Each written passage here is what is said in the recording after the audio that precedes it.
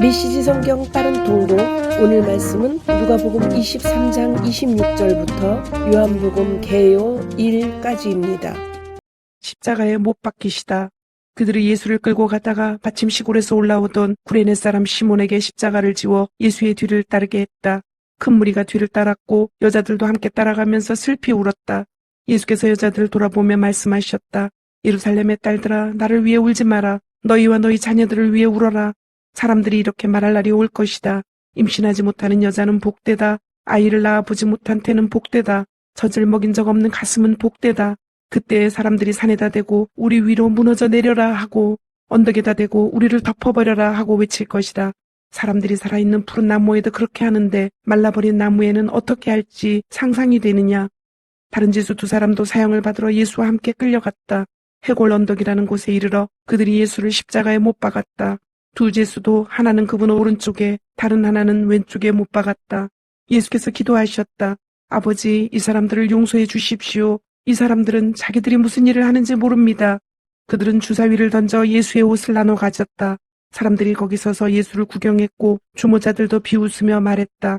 저가 다른 사람들은 구원했는데 자기 자신도 구원하는지 보자. 하나님의 메시아라고, 선택받은 자라고. 아하. 병사들도 다가와 예수를 조롱하고 비웃었다. 그들은 신포도주로 그분께 건배를 제안했다. 유대인의 왕이여, 너나 구원해 보아라. 예수의 머리 위에는 이 사람은 유대인의 왕이라고 쓴 팻말이 붙어 있었다. 함께 달린 제수 가운데 한 사람도 그분을 저주했다. 너는 대단한 메시아가 아니냐. 너를 구원해 보아라. 우리를 구원해 보라고. 그러나 다른 제수가 그의 말을 막았다. 너는 하나님이 두렵지도 않느냐. 이분은 너와 똑같은 일을 당하고 있다. 우리야 처벌받는 것이 마땅하지만 이분은 그렇지 않다. 이분은 이런 처벌을 받을 만한 일을 하신 적이 없다. 그러고 나서 그가 말했다. 예수님, 당신의 나라에 들어가실 때 저를 기억해 주십시오. 예수께서 말씀하셨다. 걱정하지 마라. 내가 그렇게 하겠다. 오늘 내가 나와 함께 낙원에 있을 것이다. 어느덧 정오가 되었다. 온 땅이 어두워졌고 그 어둠은 이후 3시간 동안 계속되었다. 칠흑 같은 어둠이었다. 성전의 휘장 한가운데가 찢어졌다. 예수께서 큰 소리로 부르짖으셨다. 아버지, 내 생명을 아버지 손에 맡깁니다. 그 말을 하시고 예수께서 숨을 거두셨다. 그 자리에 있던 지휘관이 일어난 일을 보고 하나님께 영광을 돌렸다. 이 사람은 죄 없는 사람이었다. 선하고 죄 없는 사람이었다. 그 광경을 구경하려고 모인 사람들도 실제로 일어난 일을 보고는 모두 비탄에 잠긴 채 집으로 돌아갔다. 예수를 잘 아는 사람들과 갈릴리에서부터 그분을 따라온 여자들은 숙연한 마음으로 멀찍이 서서 지켜보았다. 유대 최고 의회의원으로 요셉이라는 사람이 있었는데 그는 마음이 선하고 성품이 어진 사람이었다. 그는 의회의 계획과 행동에 찬성하지 않았다. 유대인 동네 아리마대가 고향인 그는 하나님 나라를 간절히 기다리며 살아온 사람이었다. 그가 빌라도에게 가서 예수의 시신을 거두게 해달라고 청했다. 요셉은 그분을 십자가에서 내려 세마포 수위에 싸서 아직 아무도 사용한 적이 없는 바위를 깎아서 만든 무덤에 그분을 모셔두었다. 그날은 안식일 전날이었고 안식일이 막 시작될 무렵이었다. 갈릴리에서부터 예수를 늘 따라다닌 여자들이 뒤따라가서 예수의 시신을 모셔둔 무덤을 보았다. 그러고는 돌아가서 장례용 향료와 향유를 준비했다. 그들은 계명대로 안식일에 조용히 쉬었다. 24장. 그분은 다시 살아나셨다. 일요일 새벽에 여자들은 미리 준비해두었던 장례용 향품을 가지고 무덤으로 갔다. 그들은 무덤 입구를 막은 돌이 옮겨져 있는 것을 발견하고 안으로 들어갔다. 그런데 안에 들어가 보니 주 예수의 시신이 보이지 않았다. 그들은 어찌된 영문인지 몰라 당황했다. 그때 온몸에 광채가 나는 두 사람이 갑자기 나타나 그들 곁에 섰다. 여자들은 두려워서 엎드려 경배했다. 그들이 말했다. 어째서 너희는 살아계신 분을 무덤에서 찾고 있느냐? 그분은 여기 계시지 않고 다시 살아나셨다. 너희가 갈릴리에 있을 때 그분께서 자기가 주인들에게 넘겨져 십자가에 죽임을 당하고 사흘 후에 살아나야 한다고 말씀하신 것을 기억하느냐? 그때서야 여자들은 예수의 말씀이 생각났다. 그들은 무덤에서 돌아와 이 모든 소식을 11제자와 나머지 사람들에게 전했다.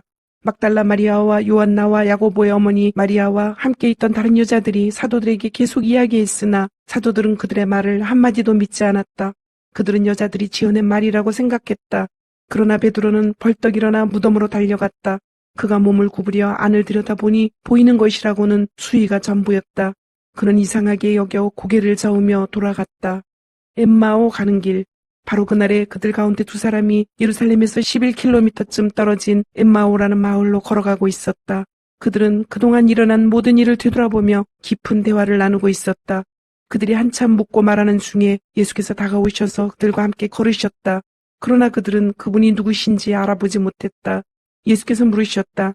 당신들은 길을 가면서 무슨 이야기를 그토록 열심히 합니까? 그들은 가장 친한 벗을 잃은 듯한 침통한 얼굴로 그 자리에 멈춰섰다. 그중에 글로바라는 사람이 말했다. 지난 며칠 동안 있었던 일을 예루살렘에서 당신 혼자만 모른단 말입니까? 예수께서 말씀하셨다. 무슨 일이 있었습니까? 그들이 말했다. 나사렛 예수께 일어난 일입니다. 그분은 하시는 일과 말에 능력이 있고 하나님과 온 백성에게 축복받은 하나님의 사람이자 예언자셨지요. 그런데 대제사장과 지도자들이 그분을 넘겨주어서 사형 선고를 받게 하고 십자가에 못 박았습니다. 우리는 그분이야말로 이스라엘을 구원하실 분이라는 희망을 품고 있었습니다. 그 일이 있은 지 벌써 사흘째입니다. 그런데 지금 우리 가운데 몇몇 여자들이 우리를 완전히 혼란에 빠뜨렸습니다.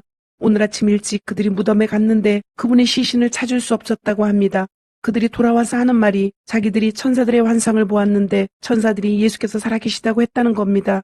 우리의 친구들 가운데 몇 사람이 무덤에 가서 확인해 보니 여자들 말대로 무덤이 비어 있었지만 예수를 보지는 못했습니다. 그러자 예수께서 말씀하셨다.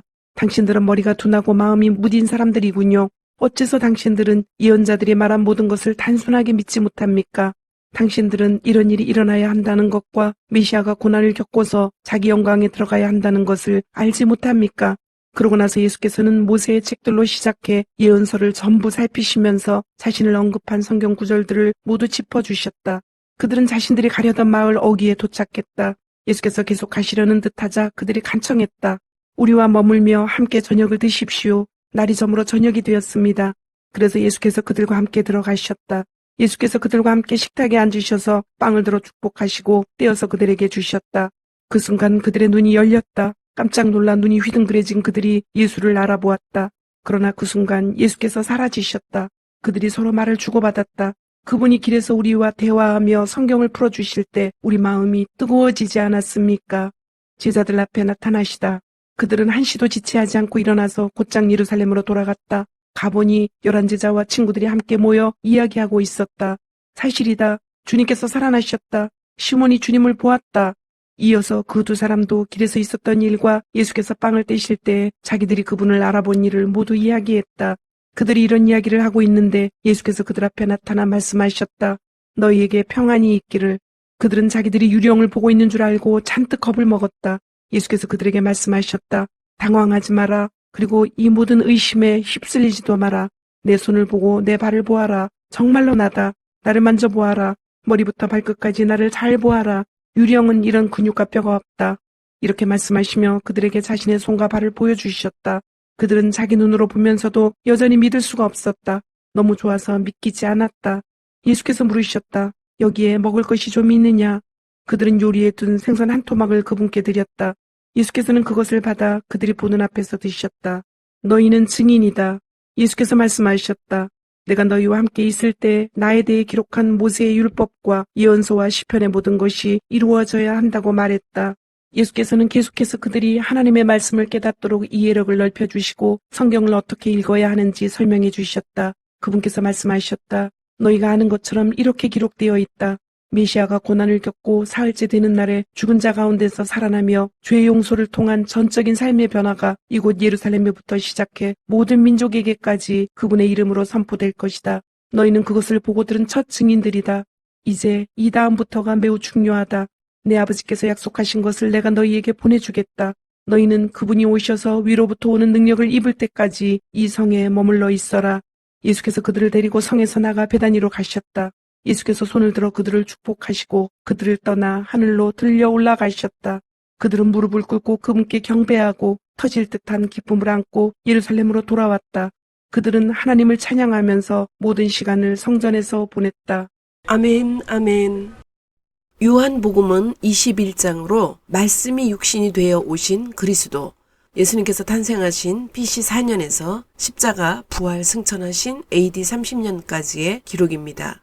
세 개의 큰 주제로 나눌 수 있는데 1장부터 12장까지는 그리스도에 대한 증언과 증거, 내용은 말씀이 육신이 되심, 그리스도에 대한 증언들, 7가지 표적과 배척. 두 번째로 13장에서 20장 10절까지는 그리스도의 사랑, 내용은 그리스도의 고별 설교와 기도, 그리스도의 순환과 부활. 세 번째는 20장 11절에서 21장까지 부활의 확증, 내용은 제자들에게 나타나심. 요한복음 서론. 성경의 첫 책인 창세기에서 하나님은 말씀으로 창조 세계를 존재하게 하시는 분으로 소개된다. 하나님께서 말씀하시면 그 말씀대로 하늘과 땅, 바다와 강, 나무와 풀, 새와 물고기, 동물과 사람이 생겨난다. 보이는 모든 것과 보이지 않는 모든 것이 하나님께서 하신 말씀으로 존재하게 된다. 요한은 창세기의 여는 말과 유사하게 하려는 의도에서 말씀으로 구원을 이루시는 분으로 하나님을 소개한다. 처음에 그 말씀이 있었다. 그 말씀은 하나님과 함께 있었고 하나님도 그 말씀과 함께 있었다. 그 말씀이 곧 하나님이셨다. 그 말씀은 첫날부터 하나님을 위해 준비된 말씀이었다. 요한복음 1장 1절. 이번에는 하나님의 말씀이 예수의 인격 속에서 사람의 모습을 입고 역사 속으로 들어온다. 예수께서 말씀하시면 그 말씀대로 용서와 심판, 치유와 깨달음, 자비와 은혜, 기쁨과 사랑, 자유와 부활이 생겨난다. 망가지고 타락한 모든 것과 죄악되고 병든 모든 것이 하나님께서 하신 말씀으로 구원을 얻는다. 왜냐하면 첫 창조 이후에 어디선가 일이 잘못되었고 창세기는 그 이야기도 전한다. 그것을 바로잡는 일이 절실히 필요해졌기 때문이다. 바로잡는 일 역시 말씀하심으로 이루어졌다. 구원하시는 하나님의 말씀이 예수의 인격 속에서 나타난 것이다. 이 이야기에서 예수는 하나님의 말씀을 선포하시는 분 정도가 아니다. 그분 자신이 곧 하나님의 말씀이시다. 우리는 이 말씀과 사귀면서 우리의 말이 예상보다 훨씬 중요하다는 것을 깨닫게 된다. 예를 들어 내가 믿습니다 하고 말하는 것이 삶과 죽음을 가르는 표지가 된다. 요한은 이것을 기록한 이유는 예수께서 메시아이시며 하나님의 아들이심을 여러분으로 믿게 하고 그 믿음을 통해 예수께서 친히 계시해 주신 참되고 영원한 생명을 얻게 하려는 것이다 라고 말한다. 요한복음 20장 30절. 예수와 대화할 때 우리의 말에 품위와 무게가 실린다. 그것은 예수께서 구원을 해답으로 강요하시지 않기 때문이다. 그분은 편안한 대화, 친밀하고 인격적인 관계, 자비로운 반응, 뜨거운 기도, 그리고 이 모든 것을 아우르는 희생적인 죽음을 통해 구원을 선포하고 존재하게 하신다. 우리는 그 같은 말씀을 무심하게 지나칠 수 없다. 요한복음 개요, 말씀이 육신이 되어 오신 그리스도. 헬라어 성경은 카타 이오난넨이라며 번역하면 요한에 의하여라는 뜻이다. 알렉산드리아의 클레멘트는 요한복음을 영의 복음이란 별칭으로 불렀다.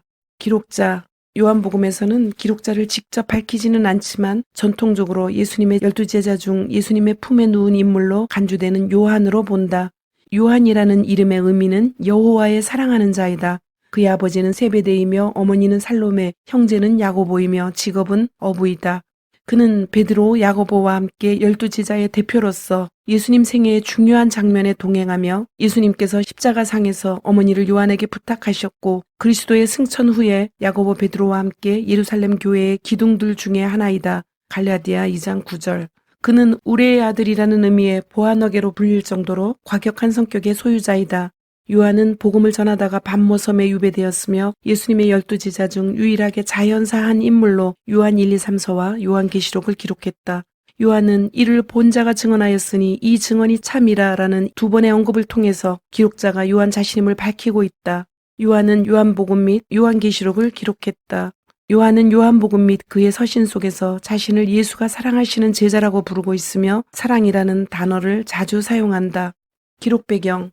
요한복음이 기록될 당시 교회는 크게 두 가지 문제에 직면해 있었다.